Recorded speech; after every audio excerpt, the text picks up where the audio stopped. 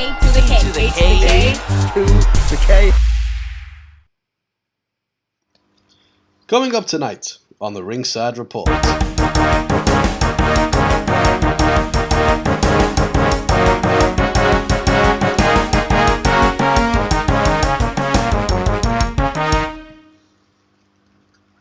Matt Cardona confirms his recovery timeline. We talk Stephanie McMahon's leave of absence. Warner Brothers issues an edict regarding MJF. We have an update on Cody's injury. I was going to say Rhodes. Renee Paquette questions the AEW Women's division. WWE names Catherine Newman as EVP and head of marketing. Mustafa Ali tweets more tweets of frustration. Curtis Angle gives health update after a double knee surgery. Curtis does. And here's a picture of us with him because we met the guy. But Anthony, when's all that news coming up?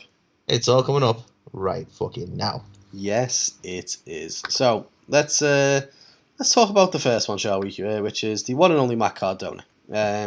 Now, injuries have been rife, unfortunately, in the wrestling world at the moment, and Matt Cardona happens to be one of them. I think he also tore his pec or his bicep. I think it was his bicep, wasn't it? Yes. And basically, I believe he's undergone surgery on that yesterday. Now, he suffered it at the GCW show Downward Spiral in his match with Blake Christian, and obviously... not great news for someone who's on the tear that he is on at the moment. But similar to Cody, he didn't start the match injured, but he got injured during the match and, decided to finish the match, battle on, and went on to win the match. And basically, he was interviewed, I should have said by who, but I think this was from Wrestling Inc. And essentially he said that ultimately he didn't want to get the surgery. If he had it his way, he would have kind of bandaged it all up and he would have just kind of carried on. And he said, with all the stuff he's got coming up, like he's obviously scheduled to defend the NWA title against Nick Aldis at Always Ready. And he basically said there's no good time to ever get injured, but this definitely isn't a good time. So, he wanted to patch it all up, carry on, but he, admitted it's not the smartest thing to do. Funny that. It's not smart to wrestle injured. Cody. But yeah, he said he didn't want to do that because he'd risk his health, and ultimately he wants to carry on doing this for a long, long time. So as it stands, he's hoping to be back in time for the Wrestling Showcase in September, because he's currently scheduled for an 8-man tournament with the likes of Killer Cross and Tony Nese.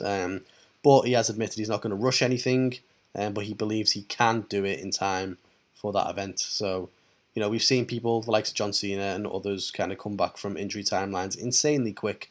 So I believe Cardona is the kind of guy who would give it his all to come back as soon as he can. Nice. Good on you, Matt. So, Carl, the next one. Stephanie McMahon. Now, by this point, a lot of people will be aware that she has announced a leave of absence from the WWE. Since doing so, there's been a number of rumours, if you will, Carl. Even one suggesting that, her father was behind it and was unhappy with her, various bits like that. And a lot of speculation was like, is this her gone, or is she just, out, and coming back? And a lot of the information I'm going to give you now has come from the Melt himself, Mr. Meltzer, right? And proper bad Meltzer. So he said that most people, behind the scenes in WWE, his sources, the people he speaks to, they feel that she will be coming back, and it will be in a new role, but no time soon. So it seems that she is set to return. But the interesting part is the new role element. So there's been a lot of talk about what's gone on there, and we'll never know truly, and these are just some sort of tidbits, if you will, that we've been given. But again, a few things that Meltzer mentioned. They basically say that leaving was 100% her choice. That's information he got. But that's essentially, there was... it's a bit odd, really, and that's the only way I can explain it. It's like there seemed to be an effort to bury her, and this come from the sort of the top brass, if you will. That's they were like, no, like, something's gone on, and they were like, no, we're done with that kind of thing. But then at the same time, he's also said, like, there's clearly a much bigger story here. The company outright wanted to bury her, and then something happened after she left, and the company's done a total 180. So we're not quite sure what the deal is, what's gone on, but I think the key elements really are that there seems to have been some animosity there, or some issue there, and when she does come back, it won't be in the same role. What do you make of all this, Cal? Because I don't think she did a particularly bad job. I mean, obviously we didn't get to see what she did, but it's not like the company fell over while she was in power. So No, I think it's a weird one because obviously she's had many roles in WWE. She was a head writer on SmackDown at one point. To then go up and become the chief brand officer is a very significant shift in responsibilities, I would say. But look, at the end of the day, a dad is the owner of the company, and it seems like for whatever reason, he doesn't have as much pull as he once did. So I don't firmly believe this is Vince going, do you know what, Steph, you're out on your ear. I think he's very firmly listening to the likes of Nick Khan and others to say, this is what you need to do. They're very clearly at the behest of the shareholders on some level as well. Like, it's it's a publicly traded company. Shareholders have a lot of say. If they're not happy, especially, and again it's speculative, but in the role she was in, I imagine they were quite focused on what she was doing. Dealing with branding is a very important thing for them. So you wonder whether, like you say, it was very much out of Vince's hands in terms of they were unhappy with that capacity. But again, one of the key elements Meltzer's mentioned is that it was 100% her choice to leave. So, I mean, it's an interesting quote in itself. It's like, do you want us to fire you, or do you want to choose to step away on a short hiatus? Well, yes, that sounds better. Well, it's 100% her choice. So, I don't know. I can't imagine personally that she's like, yes, I want to take a step back. I mean, she might do. At the end of the day, they've got her and Triple H have got young daughters, and maybe now is the time for her to take a step back and spend some time with the kids. But especially, I think the timing, like, it's not mentioned here, but the timing on the fact that Triple H is starting to take some capacity back in his role, it just makes sense that she's easing off as well, because obviously they're a family, aren't they? So, like you say, they work together. Yeah. If he's having some time on, maybe that's why she's having some time off. I mean, if you have a cardiac event, it kind of puts your life into perspective a bit, doesn't it? So maybe as a family, they've gone, do you know what? We need to spend more time with the kids. And so maybe it is wholly, her decision. But yeah, I don't really know. I think one thing that has been very clear is since Nick Khan has come into the company, there's been major shake-ups, and there's been a lot of high-profile individuals that you would assume have, pretty much safe for life, where it hasn't really been the case. So who knows? Yeah. Exactly. Who knows? Crazy times, man. Crazy times. Indeed. Speaking of crazy times, the MJF debacle. Now, obviously, the situation involving AEW and MJF is a tricky one, to say the least, because nobody really knows what the fuck to believe, essentially. Is it a work? Is it legit? What is actually going on? And I realise so many people at the minute, like, I've never seen that many people use the words work and shoot. Like, it's ridiculous. Right? So I need to I don't want to follow that trend. I'm trying to think of different words to say, but essentially, is it planned? Is it, real life? Who knows? But a report from PW Insider has revealed that a source within Warner Brothers Discovery, the newly merged company that is now basically got a vested interest in AEW because it airs on the network, has told AEW that an edict has been issued to remove MJF from all promos and advertising going forward. Now, obviously, he was already removed from the intros to Dynamite and Rampage. Obviously, he was removed from the AEW website and AEW shop, and I think they even unfollowed him on Twitter. But now, obviously, with this edict in place to remove any kind of video or mention of him from any promotional activity and stuff as well, like, I don't know, is this... The fact that it's apparently come from, Warner Brothers Discovery makes you kind of question it a little bit. So, is it all part of the master plan? Are they all in on it? There you go. 100% it's part of the here, master plan, right? Because there's the thing. You've got somebody who, okay, on camera is actively asking to be fired, right? Wants to release him from his contract, and the response to that is to not allow him to make any money. It just doesn't make any sense. Just fire the man. If it was real life, you just fire him. He doesn't want to work there. You fire him, or release him, if you will. For me, it's all part of the illusion. I think, and if the ones of us who believe it's a work are totally right, I think they've done an absolute masterful job in terms of making it look real. Removing his merch is a bold step that affects the money element, but it makes it look so much more real. So just little things like that, an edict from the network themselves, if that's been part of the work, again, fantastic move. It makes it look so much more real.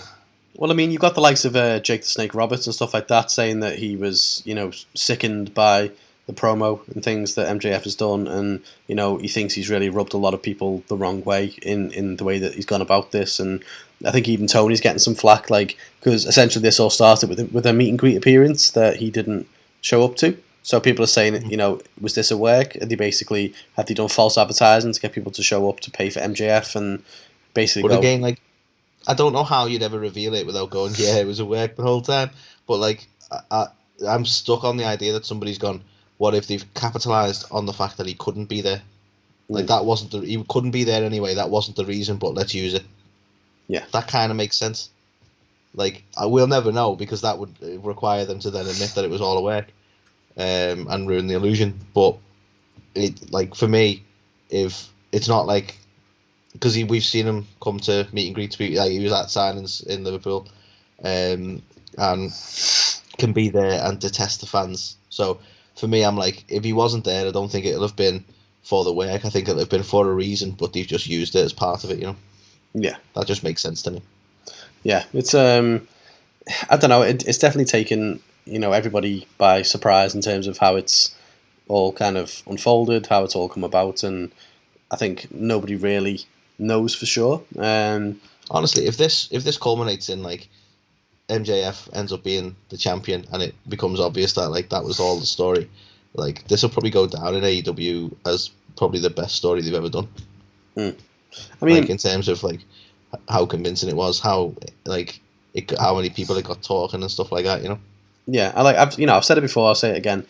It would be baffling to me for MJF to want to leave AEW, because the only place he could go would be WWE, and I don't think they would use him anywhere near. He could go and control his narrative.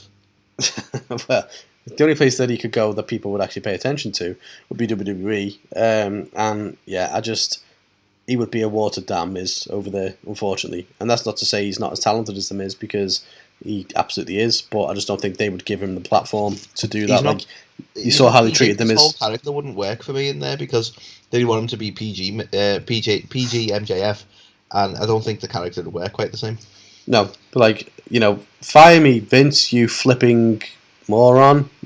You flipping goon. It's it's not quite the same. So I don't know. He's in AEW, and it's all silly stuff, and people who want to hate him will hate him, but it's well, you shouldn't do that anyway. But he's had interactions with fans and kids that you just wouldn't get away with in WWE. He's put middle finger up with kids before now. Do you know what I mean? It's WWE would not let that shit fly. No, it just seems like it's impossible for it to be real. He has to be committing his future to AEW, and it all has to be part of a wider plan, surely. But especially contracted till 2024. It's not like he's close to going, and is he? Isn't he? Tony would have to release him for him to go anywhere anyway. Mm-hmm. So this has got to be a work, or Tony wouldn't give him this much attention. He'd just release him quietly, surely. Yeah, it's yeah, no idea. But you're right. At the end of the day, he is contracted till 2024. So unless he gets released from that, and if he decides he doesn't want to be part of AEW, then that won't be good for WWE anyway. Because what would happen? They'd leave him on the sidelines for a year and a half. Lose any momentum that he's got. So yeah, weird one. But yeah, definitely caused a lot of controversy, and just another little piece of the puzzle. As Matt Cardona rightly said on his Twitter when asked about it, he was basically, it's causing people to talk. I'm paraphrasing how he put it, but it's it's working. Suspend disbelief, enjoy what's going on, and see where it goes. And it's whether it's intentional or not, it's working. He's got a point. True. True that. So speaking of things that are intentional or not, that doesn't work. Update I've got, Carl, is on Cody's injury. And this is a sort of more brief update now because we've had Raw, but it looks as though Cody is going to be absent for roughly 6 months due to his injured pectoral. So obviously, originally we were going to update on the whole situation with Hell in a Cell, him missing the house show beforehand, etc. But I thought I'll use the opportunity to talk about the injury. Because some people have been saying about, like, I think, did you share it? Or I've seen it somewhere anyway, where they were saying in the last, or in the time he's been back with WWE, he has had more matches than he did in the last 13 months before it. So that led to because people were like, well, it shows you the different work schedule for WWE versus thingy. And obviously we've not seen a load of matches from him on TV, but he's done a lot of house shows and the schedule is a lot busier for WWE. And whilst he injured himself, training, hitting the gym, the weights, etc., do you think that the increased sort of pressure from that sort of workload and that exercise routine could be a contributing factor as to why he's suddenly injured? Could be. It all adds up, doesn't it, at the end of the day? I think, obviously, he's probably got a point to prove being back at WWE, so he's probably training harder than ever. He's obviously working more matches than ever. And, yeah, I don't know, maybe the combination of factors... Tearing more pecs than ever.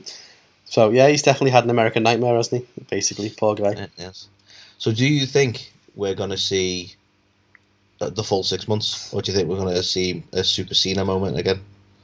It's tough to diagnose with these kind of things. Like, people can be out for a year. People could come back in 3 months. It's a hard one. I mean, the average, when you look at other people who've had these issues, I think Rey Mysterio and Triple H being examples, were about 5 to 6 months. But then you look at Cena, and he was 3.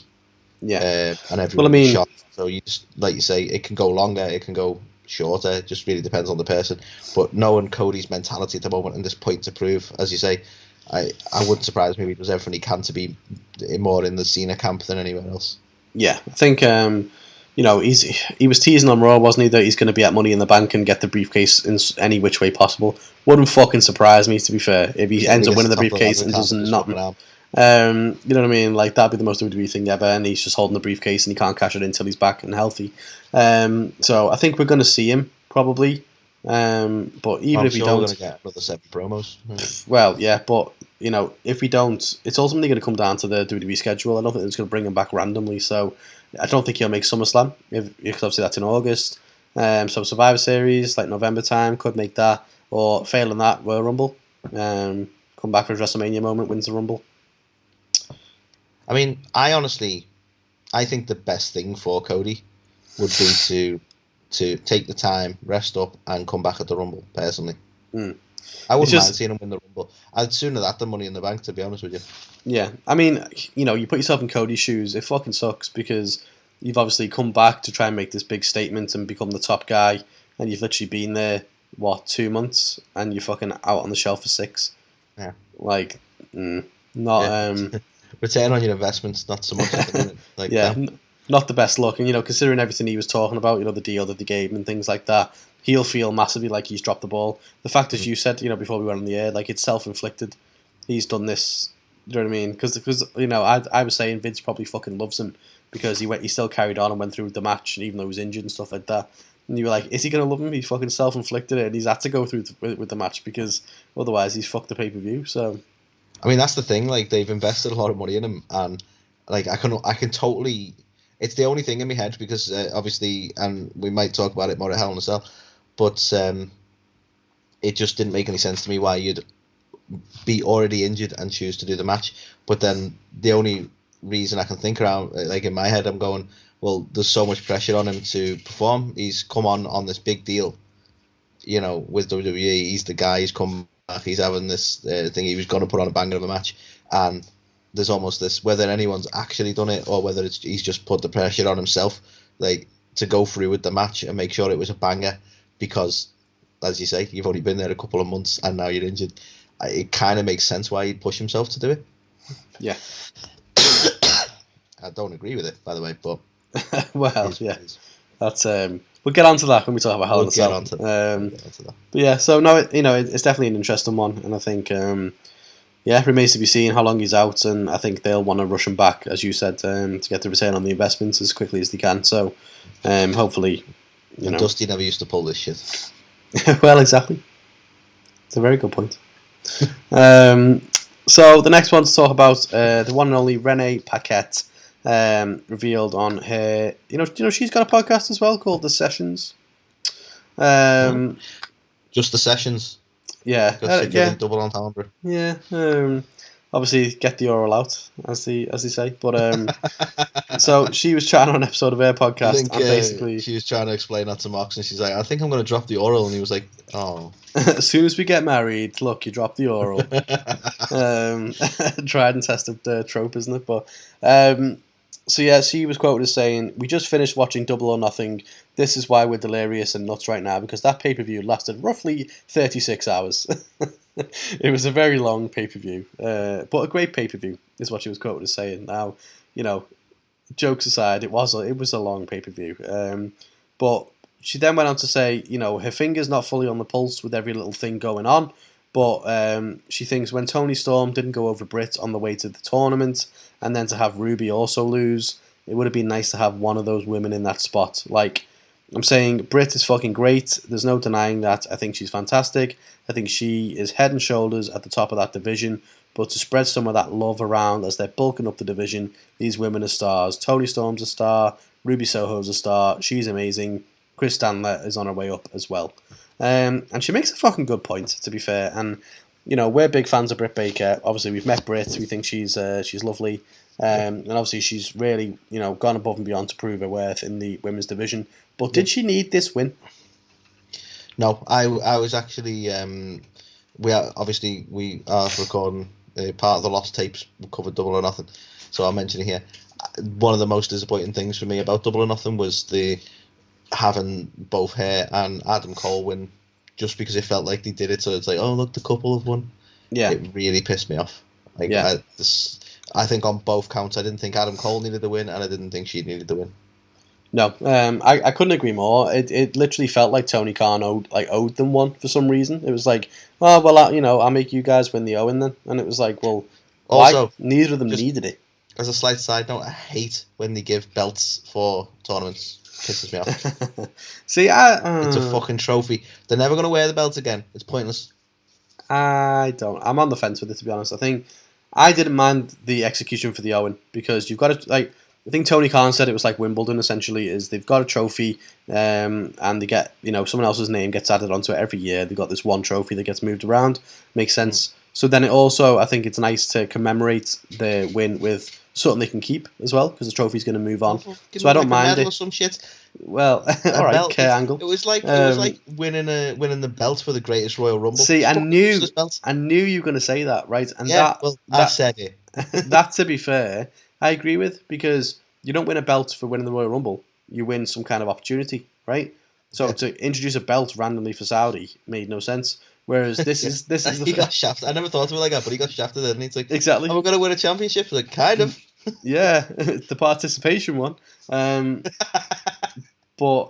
I don't know. Like this is the first ever Owen. The belts were a big reference to Stampede Wrestling. They're not going to be defended. It's not like the FTW title. So I didn't mind it, to be fair. I think it's nice. We're not going to see them again. He's not walking around with it every week. Is he going, look, I'm the fucking Owen Hart champion? If he did that, fair dues. But and I think it was nice. It was a nice touch. Whatever. I disagree. Carry on. Well, shut your face. But yeah, so all I'm saying is I agree with Renee on this one. I think it could have been used to elevate. They've got a really growing women's division now, and we've said this for a while. The amount of talent that they've actually got probably surpasses WWE. Yeah, we actually, I think, probably nearly half a year ago, we were saying it's becoming a what's the word? A myth. Not a myth. It's not the right word. Like, people still like to say, "Oh, they've got a rubbish women's division," but it's like it's been untrue for a while. Like, you could still argue the booking's not great. a lot of cases, but the women's division's been like a banger for a good while now, and it's just become like this common thing to say about AEW to the point that it's just not been true for a long time. Yeah, I think like genuinely, I honestly think AEW's women's division has probably surpassed WWE's now. Like obviously WWE have got like the 4 horsewomen, they've got Ronda Rousey for that bit of celebrity interest or whatever. They haven't got the 4 horsewomen at the moment. Well, yeah, but technically Bayley's they do. out and Sasha's gone. We've got 2 of them. We've got 2 of them women. And yeah, Charlotte's on a honeymoon, so we've got Becky. Currently, Becky's in the 24/7 title scene, so we yeah. So I don't know. I think fair play. They've got some fantastic women's talent now, AEW. So to your point, though, they need to get better at utilising it. And to Renee's point, I think something like this would have been the best opportunity to do that. Like, Britt's already been the most dominant champion and has had the most limelight. Like, why not give it to a Toni Storm or a Ruby? Well, for a while, right, I found it relatively refreshing that somebody rocks up in AEW and they don't automatically win all the things, right? Mm-hmm. I was like, okay, that's like, it's better than it just being expected, you know what I mean? But we're getting to a point now that I expect nobody to win anything. Like Toni Storm when Toni Storm rocked up, I was like, she's probably not going to win, because that's usually how it works now. And I think that's what they needed to get away from. And I think the tournament would have been a good opportunity. If you'd had somebody like Ruby or Toni Storm win the tournament, then it's an accolade for them without affecting your current like TNT or TBS or women's title scene. They've won an accolade, and it hasn't just been like, yeah, they come in, they wrestle some people, they lost when it counted, and now they're on dark for a while, like, which is the routine at the moment. You know what I mean? Yeah. No, it's a mighty fine point. I can't think of the last person who came in, especially who's come across from WWE and has gone on to make a massive impact or go straight into like a title scene. You've had like Keith Lee. Keith Lee rocks up and says, and he didn't win. Yeah, he didn't win, and now he's in a tag team with Swerve, and it's like Toni Storm's in, even Ruby's in, big sign in with everyone else, and now she lost. So it's like, yeah, and to your point, I like that to a degree because it's not just automatic, let's give the WWE guys what they couldn't get over there, but it's like nobody's getting anything, so yeah, it's a strange. It's like I expect them to come in as losers, which isn't great. Yeah, like what I want is to not know. Exactly. I want it to be unexpected. Switch it up a bit, but yeah, Renee makes some fantastic points, and I'd like to see some, some of them acted on as well. But let's see. Here's hoping they listen. Sean Connery. Yeah, I'm going for a full James Bond there. So, Carl, have you heard of Catherine Newman? Catherine Newman? Catherine Newman? Newman. No. No, I've not. So, we've had, not as recent, but I believe it was Monday this week, we had Catherine Newman announced as the new head of marketing and EVP. So, essentially, correct me if I'm wrong, a lot of what Stephanie's walked away from, job-wise. Seems to be. I mean, she's a because a CBO wears a lot of hats, but I believe obviously Steph was responsible for a lot of the marketing, and I think obviously she was technically an EVP as well. So, well, the interesting thing, I think, when they've outlined their duties, it feels very Stephanie-like, because they've said it's going to be overseeing marketing, brand, community relations, entertainment relations, creative services, and photography. So, like when they mentioned the brand elements and the community relations and stuff like that, that was a lot of the stuff Steph tackled. So I understand they had to replace her. It's interesting that it's like 2 positions down from Steph. Like if Steph was a chief brand officer, they haven't brought in a director of marketing. They brought in a head of marketing. Yeah, which is it's a fair point. EVP sounds really kind of high ranked, though, doesn't it? Yeah, I mean, you say that, but every fucker in AEW is an EVP. So really, how high ranked is it? Can I be the EVP of our podcast? I like the title. Sounds good. Go for it. It's like in the movies, and it's like you're an executive producer. What does that mean? Well, you basically lent the director £50 for a scene. Okay. Yay. But if you want some credentials, Carl, Newman was she has a Bachelor of Science with honours in retail management. She has worked for the Financial Times. She was head of marketing for its B2B campaign. And she actually left the Financial Times, worked at News UK for nearly 5 years. That's right, Carl, UK. And then she was chief marketing officer for Manchester United, Carl. So God. naturally, Manchester United, she couldn't work for a good team. So she's used to dealing with a lot of flack then. I don't even watch football, but we're Scouts, so we're not going to say you. She's used to dealing with a lot of flack for a dying brand. She's a perfect fit. Perfect fit. Also, I love that. Evertonian comes out of Carl. I mean, I can say fuck all, really. But I love that as like her accolade. She's a Bachelor of Science. It's like, okay. Well, I'm a Bachelor of Science with honours then as well. Aren't we all? You know what I mean? It's like people say, like, I hate people who put that in like their email signature. It's like, I'm a Bachelor. It's like, no, you did a degree. Get over yourself. Like, all right, you know what I mean? You haven't got a fucking medal. You haven't served any fucking time. You know. Do you not think there's like it's a bit weird though, isn't it? Because there was a time when it was like it was a lot less accessible. So it was like a big deal to be like, I have a degree in such a thing.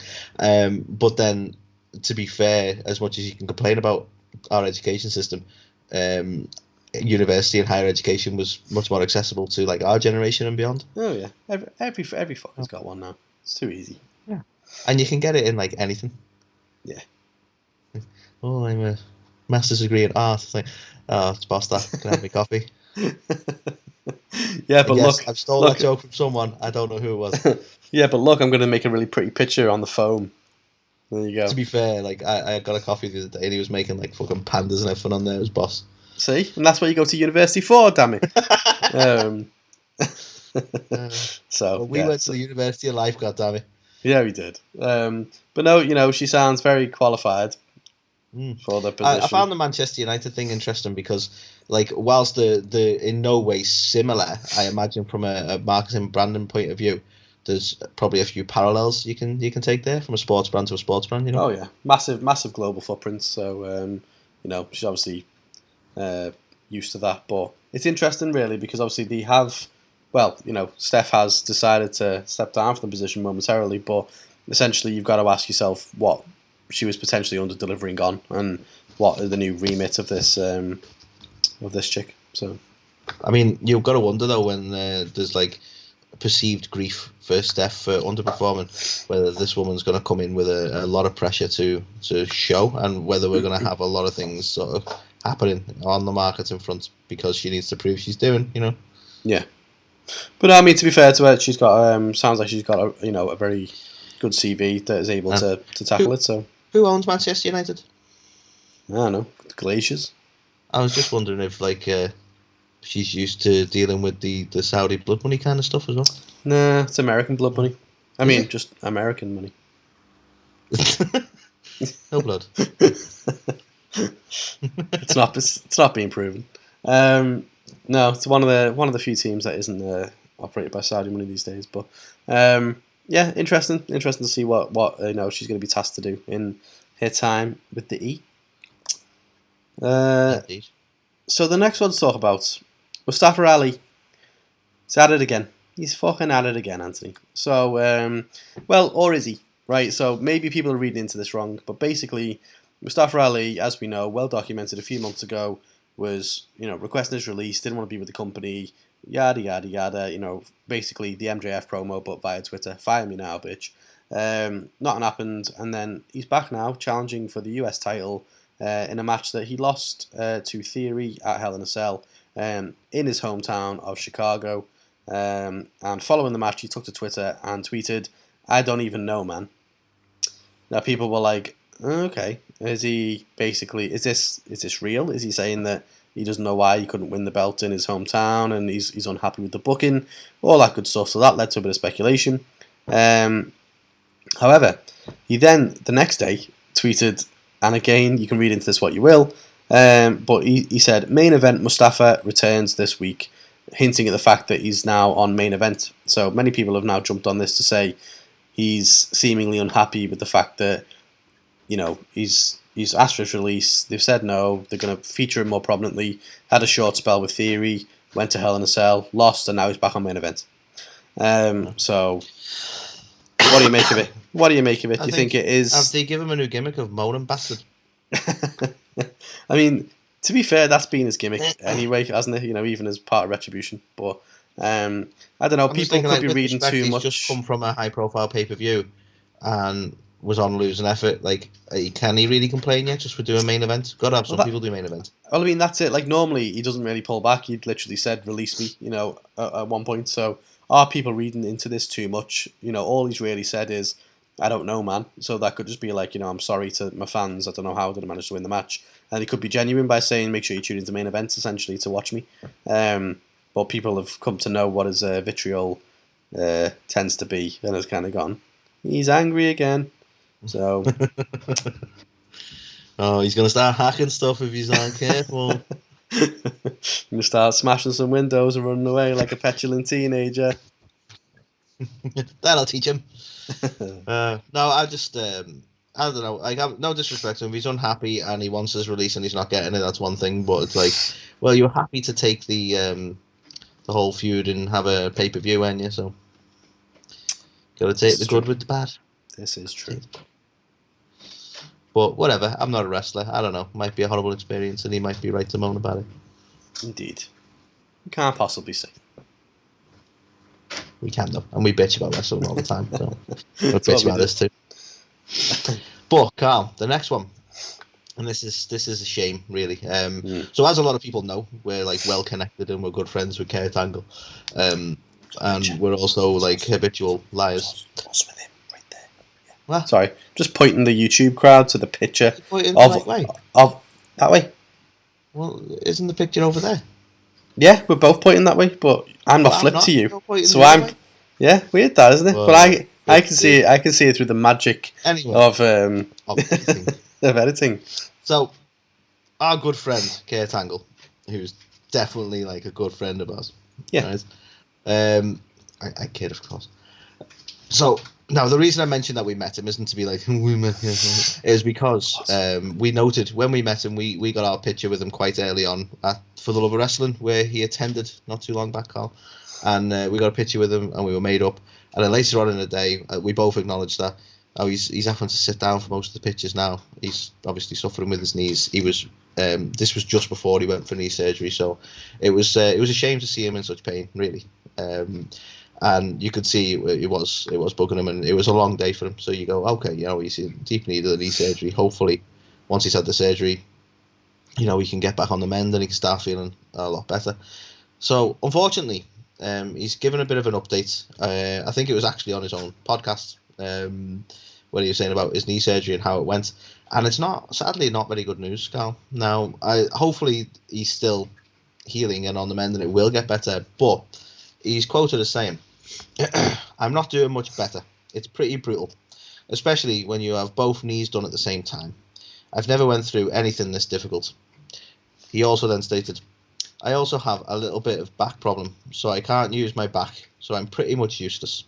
When I did the surgery, what they found a screw in my left knee just hanging out in my knee socket." Jeez. So it sounds like it's not been not that you expect surgery to be a pleasant experience, but it sounds like he's still suffering a fair bit, unfortunately. And he went on to sort of further detail his injuries over the years, and he says, like, from all the injuries and everything, they stayed bent, his knees, obviously. It was wearing on my knees, and that's how I got arthritis in my knees, because I couldn't flex my quad extension fully. So my quad was always on fire when I was walking, which again, you go, that sounds fucking horrendous. And, you know, fair play to the man for putting up with that shit for as long as he has. So it's more just an update on the surgery side of things, that sadly, you know, he's still not doing too great, but hopefully he's had the surgery and he just keeps going from strength to strength. I'm not expecting we'll see him back at the ring, but just being able to sort of walk around without pain would be lovely, wouldn't it? No, absolutely it would be. It was mad when we met him as well, because I think he was like, his build is like 6'2", isn't he? And he wasn't any more than like 5'11", I would say. Yeah. Like when we met him. Well, I think I look taller than him in the picture. Yeah, I mean, be the case if he's 6'2". Yeah. You're there or thereabouts, you know what I mean? I think obviously the pressure of his knees and his back and stuff over the years has probably just caused him to.